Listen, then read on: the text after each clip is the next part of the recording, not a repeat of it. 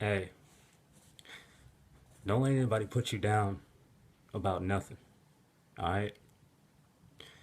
Now, oftentimes you'll hear from people, well, how are you going to help someone do this if you've never done it yourself? You know, like the other day, I told my family I was writing a book, Be a High Value Man, Create a Successful Life, and Own the Heart of the Woman of Your Dreams. And they're all like, well, how are you going to help young men become wealthy with this book if you're not wealthy yourself? And, this is what I had to say to that. If a warrior from a village is tasked with the mission and responsibility of hunting a beast, killing the beast, and bringing it back to the village, that warrior is sent out into whatever terrain or territory the beast lives within. And if that man does battle with that beast, does not kill the beast, but lives to tell the tale, comes back to the village severely wounded, maybe in critical condition, he did not fulfill his mission. He did not kill the beast like he was supposed to do, like he said he was going to do, and like the village wanted him to do. He didn't kill the beast, but he did battle with the beast. Well, there's value, and he lived. There is value in that man's story.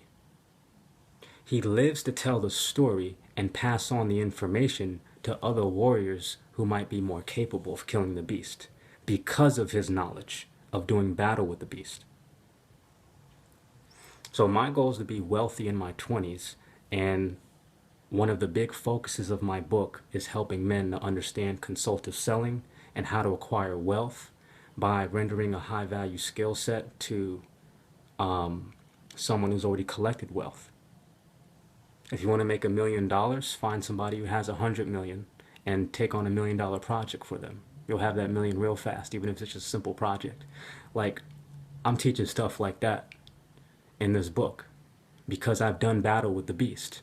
I have not killed the beast. I have not made the millions that I wanted to make, but I've been in these rooms and I've rubbed shoulders with these millionaires and billionaires and people who represent these very wealthy families. So there's value in that knowledge. And if I could pass that on to young people, then their learning curve can be cut down. So there's value in the story that I have to tell. I've done battle with the beast. I did not kill the beast yet, but I've lived to tell the tale. I can tell you how to move when you're first engaging with an organization. I can tell you how to understand them before you go in so that you understand the kind of war zone that they're dealing with on the outside with the outside world and the kind of war zone that they're dealing with internally with each other. And I can tell you what you need to do and how to do it and show you how to present yourself as an ally. So for example, if you want to connect with people real fast and you're just meeting with you, someone says they own a business, well, one of the first things you can say is, well, do you have a referral program? What does that mean? Basically, a referral program is, do you have an opportunity for other partners to come in and refer business clients to you? So for example, I met a gentleman in a cafe who actually owns a private aviation company. He owns private jets and flies, billionaires and millionaires around. And the way I quickly connected with him was he actually started a conversation with me because I was talking to one of the employees at the counter. One of the ways that was able to connect quickly with him is I asked him if he had a referral program or partner program.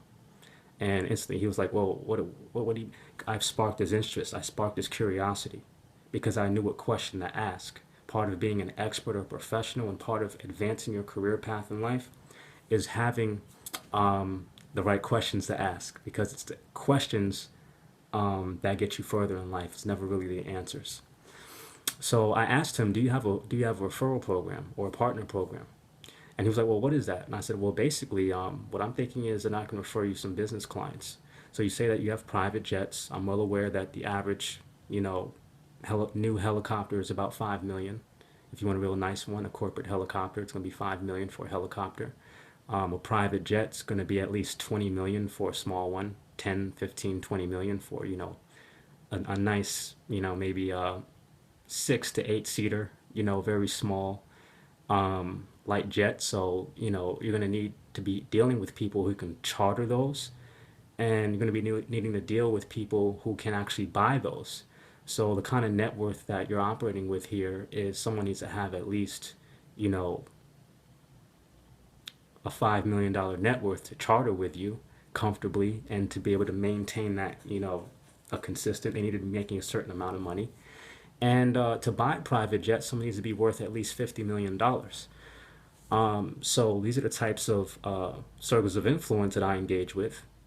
And I want to know if there's opportunity for me to refer you business and for me to receive compensation in exchange. Oh, yeah, yeah, yeah, sure. So we got a partner program, and all. Oh, guy opens right up because I'm talking money, I'm talking business, I'm talking meeting each other's needs in a mutually beneficial way. Now, that's my inroad in. Once I get in your business and I schedule a meeting with you, like I did with this particular guy, I'm going to have a discovery session, and that's when I'm going to dive deep. That gives me the opportunity to offer more services and upsell. So when I have to sit down and have the consultation with the business owner, I'm going deep. I'm looking at things like, okay, what's your biggest challenge in your opinion? What's your strongest strength of your company? I noticed this about your staff. Is that true? What's the biggest frustration that your clients that fly with you have? Walk me through the consultation process. What's the journey? What's the customer journey from as soon as they find out, as soon as they call you, and from to actually flying and them landing at their destination, their desired destination. What does that look like through the entire journey? What's that process like? What happens? How far in advance do your customers plan their trips? Do they plan them 3 days in advance? Do they plan them months in advance? What's that process like? What are the most flown to destinations and why? And what's your busiest seasons like? And who are among your entire target audience, who would be your highest value audience? People who are chartering jets or people who are buying them? Um, what other services do you offer? So I'm getting in, I'm asking the right questions to basically get them talking. It's not about me, it's about them. I want as much information from them as possible. And you'll be surprised when you give someone the opportunity to speak, how much information they'll actually give you.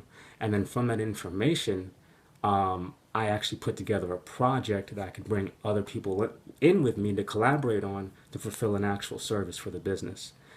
And so that's my thing. That's my thing. And so I typically end a discovery session by saying, well, so I definitely appreciate the information. What I would like to do is I would like to put together a proposal for a project that I believe will meet your needs. And I would like to show that to you, and then we can go from there. That proposal basically is like a snapshot of basically what I feel would add value to your business from what you've expressed to me, and then we can just move on from there. Does that sound good? Oh, that sounds incredible, Brian. Thank you very much. And by the way, if you do like the proposal, and if we come back to you with something incredible that will help your business, how soon would you be willing to start with us? That's important to ask because that gives you your time frame. Budget is also a very important question to ask. One of my favorite, if I'm really like just doing like I'm hard grilling you, I like to be like, before we start, is money going to be an issue? Before we begin, is money going to be an issue? No, no, money shouldn't be an issue. Why? I like to do that shit. You feel me? And really get people like in a position of, oh man, like this is, because when you bring the money questions up early, it makes people know, like it gets people in the business mode, like, hey, this is an exchange of value. You're sitting in front of somebody really high value right now. So I like to basically get to the money questions if my client doesn't volunteer those questions. Luckily, in this case with the aviation owner, he actually told me his budget right away, so I didn't even have to ask. That's when people feel really comfortable with you, but also they have a bleeding neck. So that they have a problem and they're looking for someone. They just don't know, they can't articulate what their problem is, and they don't know what the next best decision to do, but you know they have pain when they're volunteering information like that because they're ready to pay someone to take care of their situation. So that's kind of like my process. And I forget what the point of this video was, but basically it's like, yo, don't let people get you down about like your past fucking experience and okay, you're talking about innovating businesses and transforming organizations. Well, what have you done in the past and all of that? Look, look. Fuck that nonsense. You are already standing on your mountain of value. You are already valuable as you are. Your story is valuable, and all of your learning will come from the process of creative output. If you don't know shit about shit, but you network with people who know shit about shit and you give them a reason to be in your life, well, you're going to have access to people who know shit about the shit that you need to know, but you don't know shit about. So if you have access to that knowledge, it's the same as you having that knowledge. So get used to collaborating and combining knowledge because the future of our economy is going to be comprised off of small teams that are basically small boutique consulting firms. So it's going to be teams of people making money together, taking on projects for larger organizations. That's how people are going to get paid. This is the gig economy. It's no longer going to be, because corporations are not hiring full-time employees, they're not hiring full-time workers, and the reason why is because employees are looked at as the biggest liability of an organization when it comes to the organization's cash flow statements, income statements, balance sheets. Like when it comes to that, it's like, okay, what is killing us here? Oh, these employee salaries and these benefits and us not knowing and these lawsuits and things like that. Corporations are fucking scared of their own fucking employees. And that's not those are not the types of organizations that I want to work for. I don't think I can get anything. I might get some valuable knowledge, but the energy is something that's a sacrifice. Dealing with that, being treated like a fucking liability when talent, I'm the best talent you'll ever find anywhere. I will fucking flip this fucking bitch 3 times over in my first year and triple your fucking revenue with my fucking mindset. Because I train and I study and I live and I breathe this shit that I talk. You know what I'm saying? And you can watch my old videos for that. And even before that, I was on some shit. At 15, 16 years old, I'm looking up shadow banking and financial systems at 15 and 16 years old. I was studying that. I was cutting class to educate myself. You know what I'm saying? That was 11, 10 years ago. Now I'm here. I'm ready to be invested in, baby. I'm ready to work together. I'm ready to collaborate with like-minded individuals. High value individuals. I'm ready to put together something nice, and I'm ready to get paid. You know what I'm saying? So that's what it is. And the other thing is that often, like when I'm talking with people who are non-decision makers, and this is another thing, you should never accept a yes. You should never accept a no. You should never accept a no from someone not in position to give you a yes. So a lot of times when you're first approaching organizations, you won't get the CEO right away. The smaller the organization, the easier you're going to have access to the founder or the CEO, right? Or key decision makers. The smaller the businesses, the larger the businesses, the more you're going to have to go through people. So in my experience in meeting with non-decision makers, I have been grilled. I have been asked, my background and all these fucking questions and all these experiences. But when I'm dealing with people who actually make the decisions, they just want to know what kind of character you have. They just want to know your story. They just want to know who you are. And they just want to know a little bit of reason to move forward with you, and then that's it. But everybody who's not a decision maker, their job is to be the gatekeepers and the filter information because that's what they do. And that's what they're trained to do. That's their jobs. They're not an entrepreneur, they're an employee, and that's what they do. Their job is to protect and to guard and to block. You know what I'm saying? They're like the wives that don't want anybody to have access to their husband. That's what that is, basically. So I'll be talking to senior management and all that, and they'd be like, well, what about your background and this and that? Well, my background is my ancestors were brought here. I'm not exactly sure about which region of Ghana or Nigeria that, I descend from, but I know it's among the Akan people and Yoruba people for sure who had the most slave revolts. But, my background is my ancestors came in here, came to America from chains. We were forced to pick cotton. We were whipped. Our families were divided and basically ripped apart. We were robbed of a knowledge of self, which means during this time, we were robbed of our ability to value and appreciate each other and ourselves because slave masters were hanging our pregnant women upside down from a tree and slicing their stomachs open while they're still alive, tying them up and using them as target practice. We were being lynched and all this, so I come from all of that. Then shortly after that, there was Jim Crow, so we were seen as, when we were actually liberated or freed as slaves, we were seen as competition for the other white jobs. So white people were scared of us taking up their jobs, so they lynched us and killed us. So they made these rules or made it extremely difficult for us to make any kind of money. So we were forced to steal and rob and compete amongst ourselves for resources. And today, we're pretty much even in a worse position because we're actually expected to perform at this level when we're actually below this level. You know what I'm saying?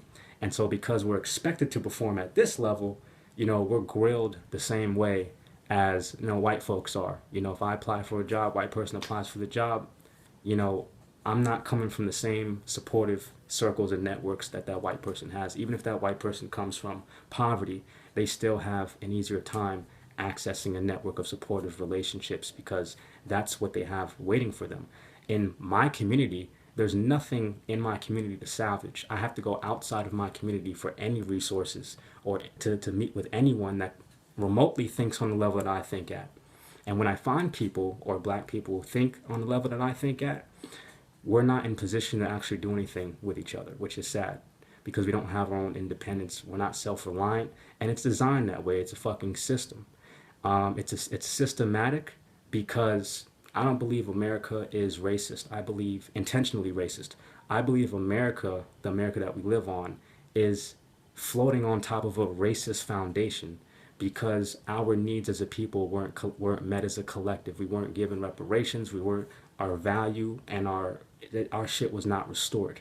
We were just left to, we were free from slavery, never given any help. In fact, things were made harder for us to integrate into normal society. When we tried to build things for ourselves, Tulsa, Oklahoma, 1921, I believe, we had Black Wall Street, which a whole bunch of black people came together. We had our own black banks, black schools.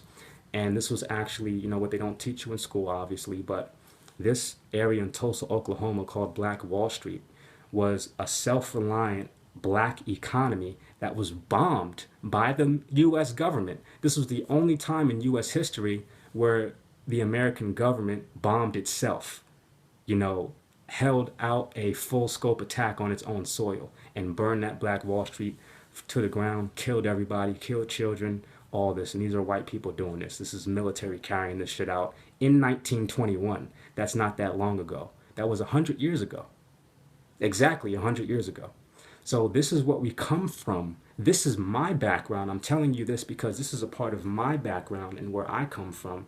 And because I come from this position, I have to develop the skills to be able to thrive outside of my community. So if I show up to your office a little fucked up, this is why. But it's not entirely my fault. If you broke, you can go to somewhere and get a loan and come up. You can get a credit card because these credit systems are basically, they're real estate, geotagged. If you live in a certain zip code, you're instantly approved for certain shit. But if you live in a poverty-stricken zip code, you are denied automatically. And this is just how banking systems save themselves time and risk. So coming out of poverty is no fucking joke. My background is coming out of poverty. And the way I've chosen to live my life is through educating myself, reading books, understanding business, and making myself as valuable as possible so that I can render a high-value skill set and make some fucking money so I can take care of myself and my family one day, hopefully. So that's my fucking background. Does that satisfy?